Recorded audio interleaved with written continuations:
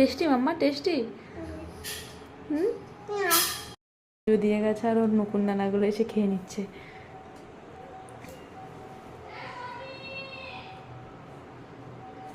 খাচ্ছে দেখো কীভাবে। ওর মা ওর জন্য পুজো দিয়ে শান্তি পায় না। ওটা খাবি নাকি? চ, এখন একটা আছে।